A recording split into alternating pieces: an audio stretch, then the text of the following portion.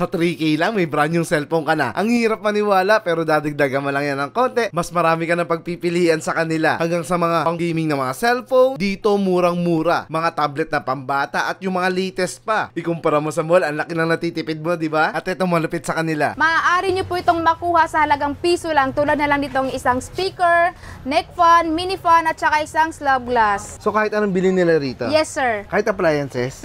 Ayun guys, dito lang yan sa bodega na dinadayo pa nila. Sa bodega ni Ninong. Sa New Taytay Public Market. Ground floor lang po. Block 4, stall number 36 at 20. Tara, pasadahan natin to. So Paila, napakarami nyo dito cellphone. Unahin na natin yung mga budget friendly. Meron po tayo dito, sir, na budget friendly na smartphone, tulad na lang ditong isang Itel A50 sa halagang 2,999 pesos. Meron ka ng ganitong klaseng cellphone. Importante sa trabaho nyo yung may cellphone. Syempre, ito sa halagang 2,999 lang magkaka-cellphone ka na. Meron din po tayo ditong Redmi A3 sa halagang 3,399 pesos. Meron ka ng Redmi A3 na naka 64GB RAM na po siya. Yun guys, ito pa yung mga budget friendly yung phone na pwede nyo pagpilian. It's si Redmi A3. Ayan, meron din po tayo itong Tecno Spark Go 1S sa halagang 3,499 pesos. Meron ka ng Tecno na napakatibay na cellphone. Ito yung nilibog din natin noon. Yes, sir. Ayan, may mga extra protection na yung mga bago nating cellphone kagaya na itong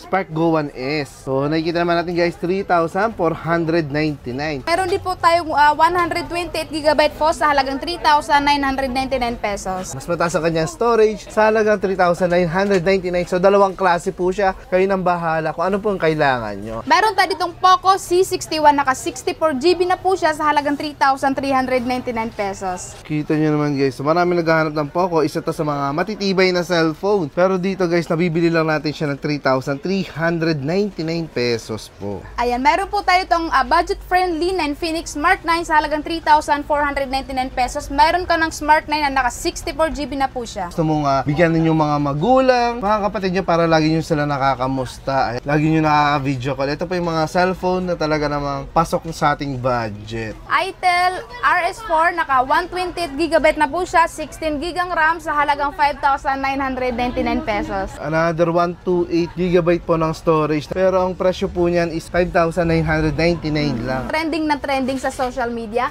ang Itel S25 Non-Ultra sa halagang 6,499 pesos. Naka 128GB na siya, tapos 16GB ang RAM. Napakataas ng RAM niya, no? Yes, sir. Pero 6,499 lang guys. So, plus 128 yung kanya storage. Grabe. Ayan, meron po tayo ditong isang klaseng Itel P65, naka 8128 na po siya sa halagang 4,899 pesos. Ayan, ang ganda ng design ng yes, na to. Sir. Marami siyang cellphone kulay. to. 3 colors ang available po yan. 3 colors. Yes, ano sir. yun? Meron siyang rose pink, red, at saka black. Pwede na mga pang-gaming po itong mga unit natin, no? Sa bodega nilang sobrang mura lang. Ito po yung S25, naka ultra na po siya, 256GB na siya, 16GB ang RAM sa halagang 8,299 pesos. So ito yung curve, no? Yes, sir. Kung matatandaan nyo, ito rin nilubog natin sa tubig, Yes ano? po, opo. Ayan guys, extra protection yung mga ganitong klase ng unit sa mga hindi inaasahang mga sitwasyon. Always available po dito sa bodega ni Ninong